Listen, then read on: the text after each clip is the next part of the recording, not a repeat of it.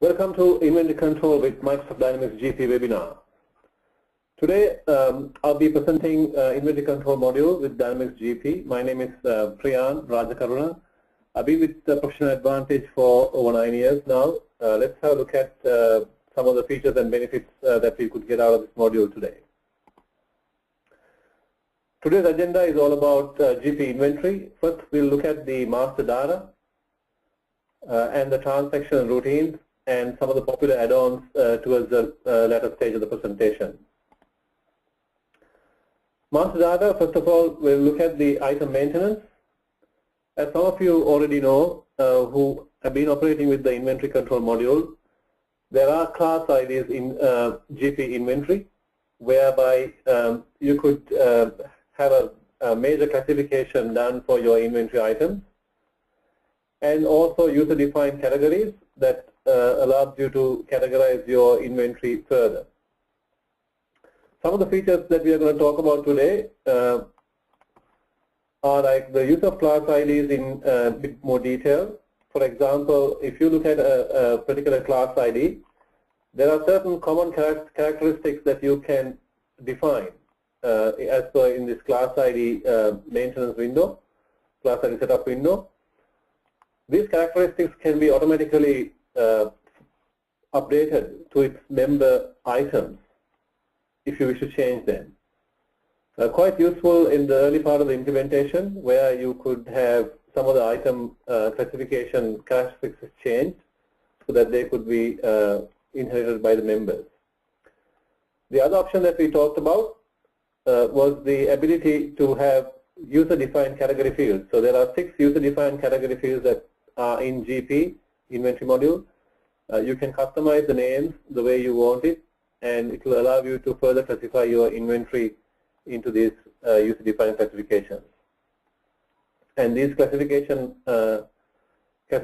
values can be predefined so that people can select only selected values of the classification than entering anything else.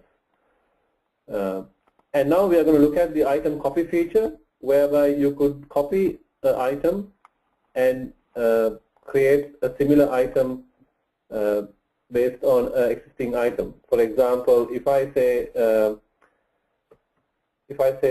new item, if I create a new item like that, and then click on the copy feature, we can base this based on existing item. In my case, I am looking at 24 GB RAM as my new item, and I'm copying it from 2 GB RAM.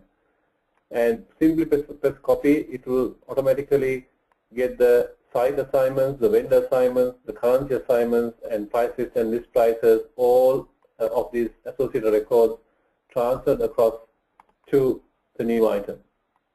And then you can change your descriptions accordingly. Pretty easy to do, and that's how you copy the item. One of the new features introduced in GP 2013 is the ability to inactivate an item. As you can see here, there is an inactivate button here that will allow you to inactivate an item. Previously, before this feature, all what users could do was to go into the item type and select as discontinued to inactivate an item. But this way, inactive items can be useful in your operational cycles. Now, one of the other new features in GP 2013 R2 is the ability to do suggested items. Now, suggested items works like this. Let me demonstrate that feature to you. If I type in 256 SD RAM in this case again as my item, there's a button called suggested items here. If you click on that, you get a window opened up. And by clicking the Analyze button here, you'll be able to look at your past sales transactions for a date period. You can select documents from quote, order, or fulfillment order, or invoice. And by pressing the Calculate button, the system will go through the past records and identify what items were sold together with 256 SD RAM item in this example. So as you can see, we got 66.67% of match. When we sell a 256 SD RAM item, that 100 XLG item also been sold. So based on that, based on this median of quantities that GP calculates by looking at the historical data, you'll be able to ascertain, okay, when we sell 256 SD RAM, what item should we ask to upsell? So it works like in when you go to McDonald's and order something, they will ask whether you like chips with it. So it's the same type of analogy. So it will help you to upsell when your customer service staff talks to the clients on the phone, capturing orders. And in this particular example, what we have done is that we have set 100 XLG item, suggested quantity of 2. We have said that yes, we would like to make one in every order for one of the 256 SD RAM items. So in my example here, I have got 100 XLG item, quantity of 1, and also I have a sales script to assist the operator to upsell this item. So this is saying that it's a 5G green phone planned rollout in May 2017 as a sales script, so that will help the operator to identify what to talk about when they do the upselling. So let's look at this in action. So I'm going to enter invoice, and I'm going to pick up 256 SD RAM item, a quantity of 1. As I tab through, I'll be prompted for the suggested sales item entry, and I can see what items are suggested along with this. And also, it will show you quantity available to facilitate whether we can support this upselling activity. So when I say that I got a suggested quantity of 1 and I say OK, then it will come up in the sales order document, sales invoice document in this case, as a suggested quantity of 1 to sell alongside 256 SD RAM item. The other feature that I'm going to demonstrate today is the flow of attachments and the notes saved in SQL database. Now, in the past, both these features are new. Let's close that window. Go back to the inventory item. In the 256 SD RAM example, in the past, if you attach a note, we used to call this as OLE notes, and if you attach a document, they were sitting outside the OLE, outside the SQL database in a particular folder. Now with the new features, whatever the attachments that you attach will be saved in the SQL database itself. So how the attachments work is that there's a slight setup window that one needs to do in here to set up in the company area, document attachment setup. It will allow you to nominate a folder for temporary attachments. So whatever the documents that you get to be attached, you can put it in the temporary document. By pressing this control tick, it will allow you to delete the source file after attaching to the record. In addition to that, there is a password control that you can put a password which will allow you to delete the document, and also you will be able to have attribute defaults based on some of the attributes that you want to do. In this case, I have put 2 attributes defaulted as author and picture, and few other options to configure as well. Once you are configured with this as a company setup option, you'll be able to see the attachments. Now in this particular case, I have got an inventory item and I have attached some documents already. For example, in this memory card, if you have a specification document that needs to be attached, you can attach that. And if I click on the details, I can see what information that I can configure. Now this type radio buttons are quite useful. You could either decide to flow this attachment to the transaction or not to flow it, just to remain it within the item master record. Now in this case, I have decided to flow this attachment. So that means that whenever I do a sales transaction with this particular item, 256 SD RAM, it will automatically attach this PDF document to my sales line item. And also you can see the deleted record because I have done some testing and have deleted some of the records. You can see the log of that, so you can have a look at them as well. And when you click on the preview button here in the attachment area, you can see what document that I'm attaching as well. So let's look at this in action. Let's close this window. Let's look at this in action using a sales invoice transaction. So when I select invoice, and same way I'll pick up the Adam Park as my customer, the data ID, and I'll enter the 25663 RAM item. This time I'll cancel the upselling part. I've finished the first line of entry. As you can see now, there is an attachment window. When I come to this particular line, you can see that the paperclip turned into the icon paperclip turned into a different mode. From that mode to this mode here, and if I click on this icon, you can see the attachments associated with this particular line item, and you can preview it from here as well by pressing this button. So the idea is that if you have a specification document in the inventory, you could attach to the item master record, which will allow you to flow through to the sales document as well on a case-by-case basis.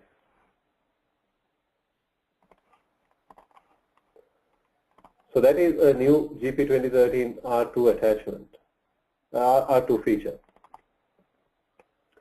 Now let's look at, this is the feature that we looked at, suggested items and the item attachments. We went to the setup screen earlier on, just to reiterate. The item site maintenance has got a few more options available now.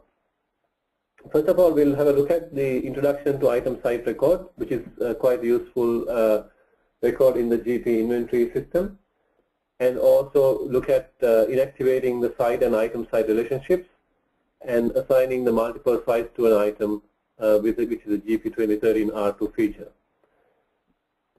So let's have a look at the item site record. For every item in the system, for every item and a site combination. So in the inventory, you can create your items, and using the inventory site, you could create the sites as well. So for example, this is a warehouse location, and that is my inventory item. So the combination of these two, item and site, we have a record, which is represented with the quantity size window. So for example, in this particular case, if I look at the warehouse, for that item and a site, which is based on item and site windows, we have a one record for one set of record for each of those combinations. In the item site record, you are allowed to hold the primary creditor ID and the landed cost group ID if you wish to capture landed cost on imports of items. Now what you see here is few other options available on the quantities. You can see how much quantity on hand, how much allocated, sold, and there are interesting areas here like with return, in use, in service, and damage.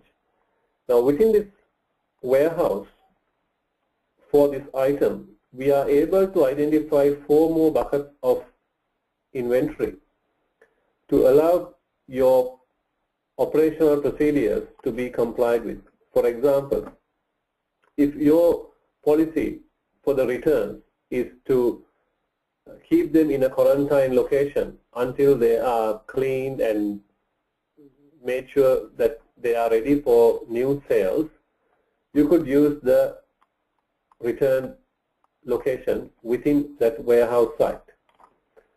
So whenever a particular item is returned to this warehouse, you could use the return item type to put that quantity in so that it won't get mixed up with the normal inventory that you will be selling out of. But once you quarantine and do the necessary processes, you can transfer that stock from return to on-hand quantities. These quantity types are available when you do a inventory transfer, for example, or you could do, these are the quantity, if you look at the quantity types, I'll just do an example here. So it will ask from what site to what site we are going to transfer this item from. So if I say from warehouse to another site, say north, and look at the quantity types, I can select what type of quantity type that I would be associating this. So from warehouse on hand to you can make it to in use, in service, damage, or return. These quantity types are available to be selected during an inventory transfer, or you could use them in a sales return as well.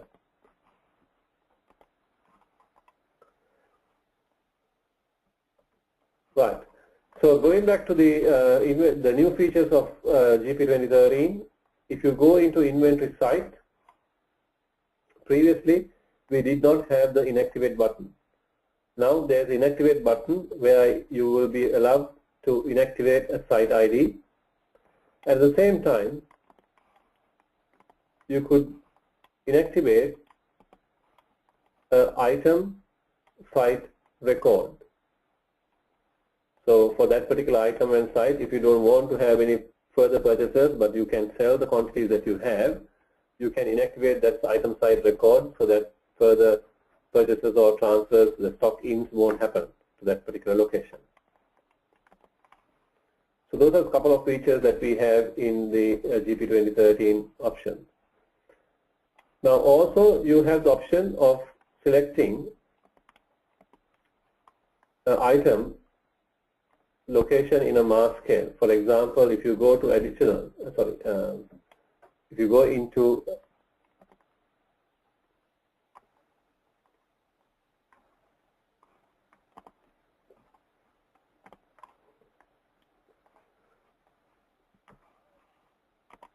if you go into the go to item site assignment, you can create item site record from inventory item site record itself. For example, in this case, let's go to the item quantity sites again and look at the warehouse.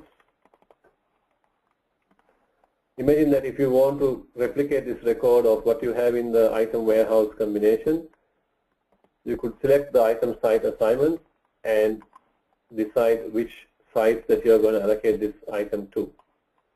In this case, by default, everything is ticked so that you can put it to all the locations that you have, but if you don't want to do that, you can select the particular site that you need by using these buttons here and assign it only for certain locations. It's quite useful when it comes to a particular site are not allowed to stock a particular item, and that way you can control what items get sold from which locations. Okay, next we'll go to the pricing options. Now there are a couple of pricing options within GP inventory. One is the standard pricing, where you will define one price level per customer and no additional tiers are required, and you could use it in invoicing or sales order processing, which is quite comprehensive in most of the occasions, but when there are instances where you need to do a little bit over and above such functionality, there are other options available within the GP inventory, such as extended pricing, where you can provide date-specific pricing, promotional prices, like for example, you have a situation where you buy one, get one free type of situation. That can be accommodated, and you will have more tiers to apply to multiple promotions and multiple customers simultaneously. And in addition to those two pricing offerings, there are other add-ons which are available, which we are going to talk about one of the add-ons later on in this session, that will help you out in the pricing. One of the features that Dynamics GP inventory comes with is the ability to override a GL segment based on the site ID.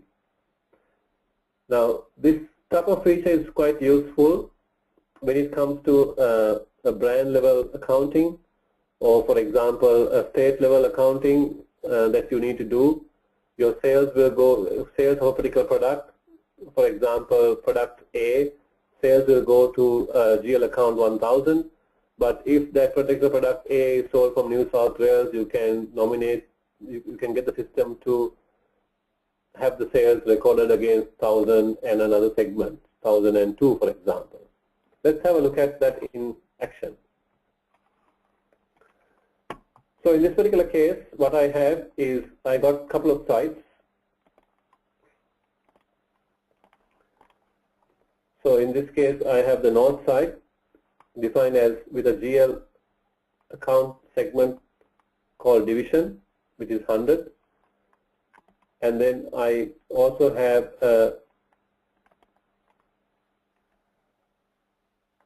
another site called south, which is defined as 200, and I have a site called warehouse, which hasn't got any site allocation here. But the idea is that when you define your inventory items for selling purposes, if you say that I got this particular item and account, by default, you will have the sales account going into 4100.00, and it's coming from 000 as the first segment. Now, when you look at the transaction sales and sales transaction entry, and let's do another sales transaction for the same customer, and instead the warehouse, we will pick north here. So by default, if I'm going by the definitions, whatever the sale that I do for this 256SC RAM item will be defaulted to the sales account of 004100.00. So the idea here that we are going to demonstrate is that if you select north, the first segment of 00 will get superseded by 100. Let's look at this in action. 256SC RAM, if I select this,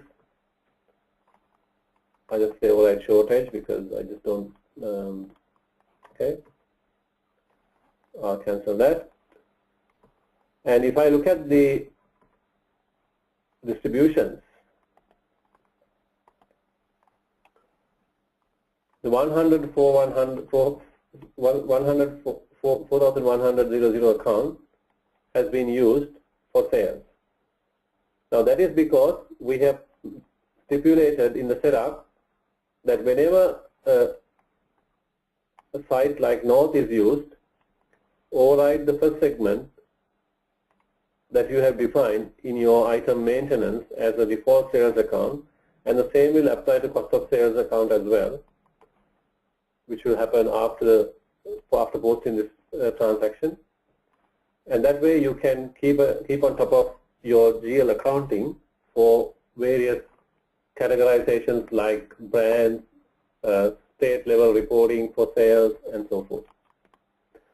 That particular feature has been there with the GP inventory for some time. It's not a new feature, it's been there, but some people may not be aware of it. Well, so one of the key features next we are going to look at is the inventory and reasons, which was introduced in GP 2013. Now, whenever we use the inventory transactions or the transfers, we always had a situation where if it's for different purposes, it was hard to track what these purposes are for. So what they have done in GP 2013 is that we have got a setup window that will allow you to create reason codes. In this example, we have a damage reason code, which will allow you to use in adjustments and variances, as well as item transfers. You can nominate not to have it in other transfer types, and your increase and decrease adjustments will go into a particular GL account. This can be used for damage, promotions, campaigns, events, and so forth. So whenever you shift your inventory from the main warehouse location to another location, for a particular reason, you can nominate the reason code and the GL account will get defaulted based on the recent code definition. Let's look at a transaction in detail. So in this particular case, I'm going to look at a transaction entry. I got a transaction already entered. For example, for that 256 SSD RAM, I have used a recent code called damaged. And because that damaged recent code is used, I have got a distribution going into 5615 account. That is based on this particular recent code definition.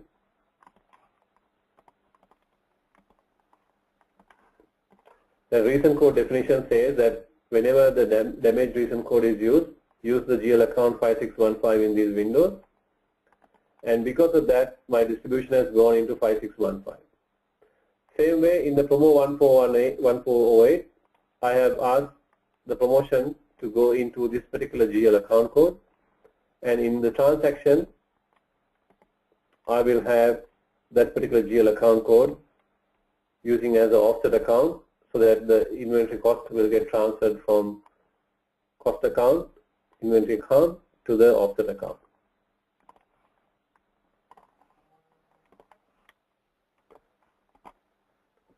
Next, we are going to look at the stock status reporting. There are a few options available for stock status reporting. Historically, what we have been doing is looking at the current stock status report. So this report needs to be run at a particular month end, typically, and there is no option for us to go back in time and report. So to address that gap in GP inventory, recently it was introduced with another module called HITB, Historical Inventory Trial Balance Report, which will allow you to go back in time and report the inventory movements. The other option that we have is the use of BI tool like QlikView to present the stock status of your warehouses on a historical basis as well. So the first two options are available as out-of-the-box offerings. When you introduce GP to your organization, these reports will be available. But the third option that I mentioned is a custom development or a QlikView engagement separately. So if you look at the activity here, stock status report will allow you to select your warehouse location or select a series of items and then work the stock status as of now across your inventory. The other option that we have, the new option, is the historical IV trial balance, which will allow you to specify dates based on GL posting date or document date, and you can decide to do a summary or detail or by site. And the important thing is that it will allow you to select a particular date from a particular date to a particular date so that you can see how your inventory has been moving on a historical basis. So along with that, you'll be able to look at the new feature in here for reconciling to the general ledger, which is the new reconciling based on the historical age trial balance module, which was introduced in GP 10, so it's back 2 onwards. On the routines, financial, reconcile to GL. So you have the option of nominating your GL account codes for inventory. Here you can have multiple GL account codes, and basically it will look at all your inventory transactions from your inventory module and try and map that with the general ledger transactions and give you a nice spreadsheet which will allow you to see the differences. And by clicking on these numbers, you can go back to the transaction within the Excel spreadsheet itself. So on the left hand side, we have inventory transactions for the month of July in this example. On the right hand side, we have the general ledger transactions, and it will identify the unmatched transactions, potentially matched transactions, and matched transactions accordingly, and give you the balance in the difference of these two.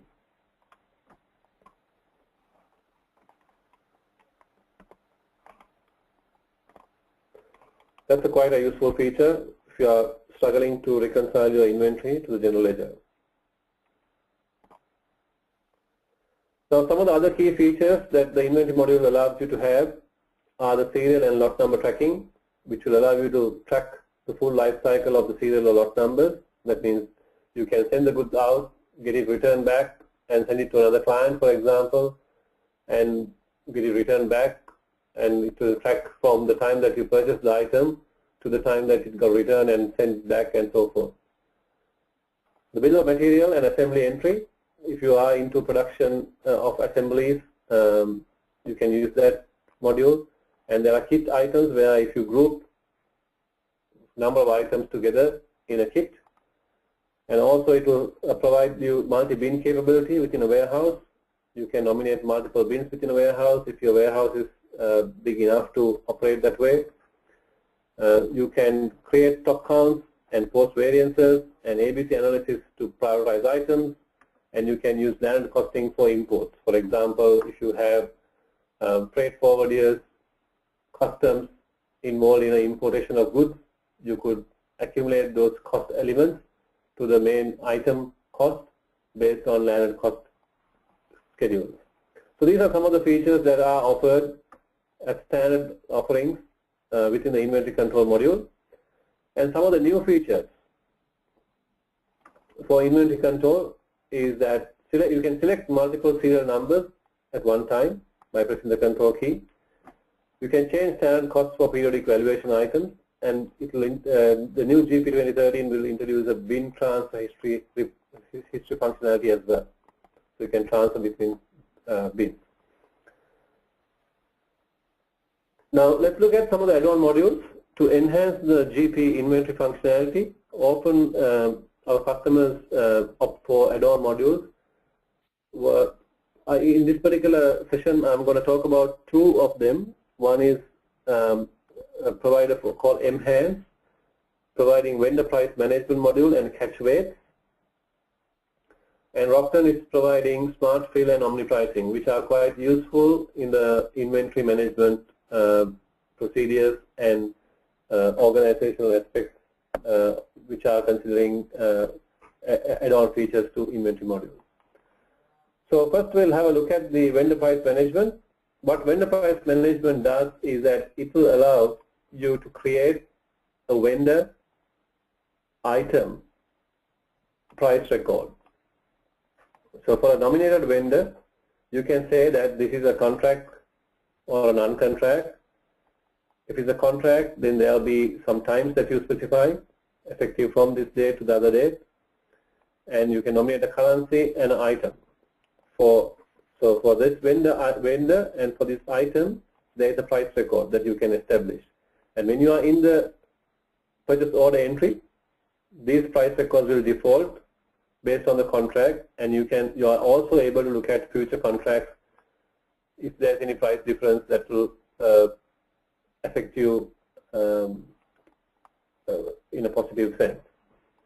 Now also the module comes with a template designer where you can design your own Excel template to bring the prices from the vendors. So most often you find the vendor organizations publish prices in a CSV file or Excel spreadsheet, and you can nominate the columns, what these data elements are, and then you can import them through a wizard, like a next button wizard that will allow you to import the vendor prices.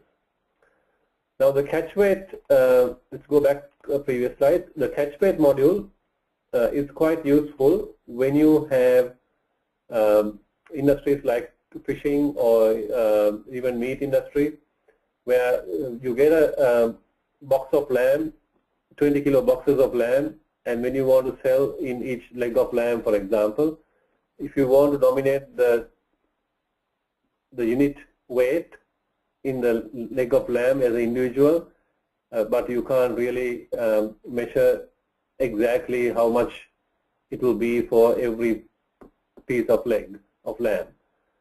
In this case, you can bring in as a box of lamb of 20 kilograms, and you can sell in each lamb leg form, and it will work it out based on the base unit of measure, what is your quantities to reconcile back to the purchasing. Now next we are going to look at Smart Fill, which is quite a useful module if you have big descriptions and a lot of items.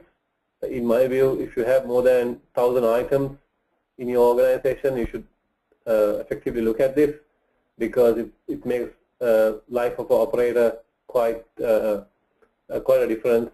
Based on the research from the from Rockton Software, they claim to have 83% efficiency in searching for using Smart Fill. If not for Smart Fill, it will be more tedious. So let's look at some of the features of that in GP in the GP itself. Okay. So in this particular example, if I want to look at a particular item, I could type in the word green, and it will give me a shortlisted set of items with the word green. Now in this particular example, what we have done is we have said that look at the item number and item description and look for the word containing. Based on the definition, we have defined it that way. You can nominate what fields to come up here in the screen. Also, you can nominate what fields that you will be searching on. That's quite useful, and especially when it comes to the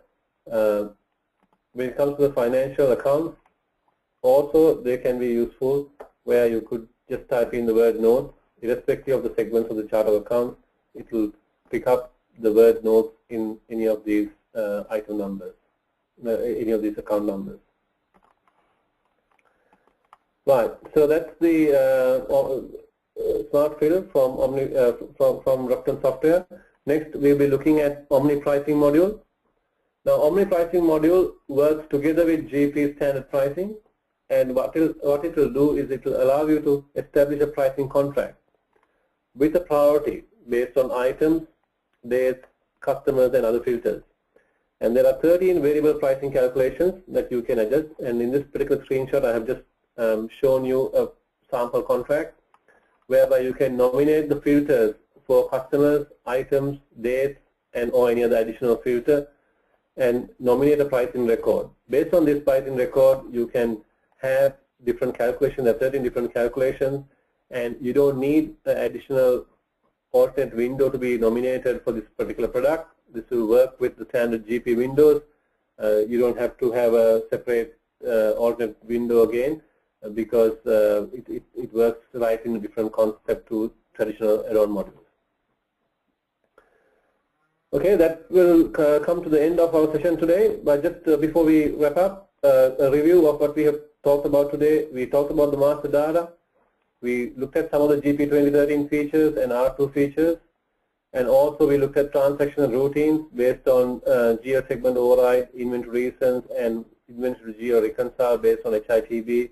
Remember, there's a reconciling tool within the financial modules now that will allow you to reconcile through Excel spreadsheet between your subledger and the general ledger. That's available not only for inventory but payables, receivables as well from GP 2013 onwards. And we looked at substatus reporting and other new features of inventory based on 2013 and R2. And we introduced some of the add-on modules today to give you insight about some of the other options available. Thank you very much for attending, and that will wrap up the session for inventory control for Dynamics GP. Thank you. Bye.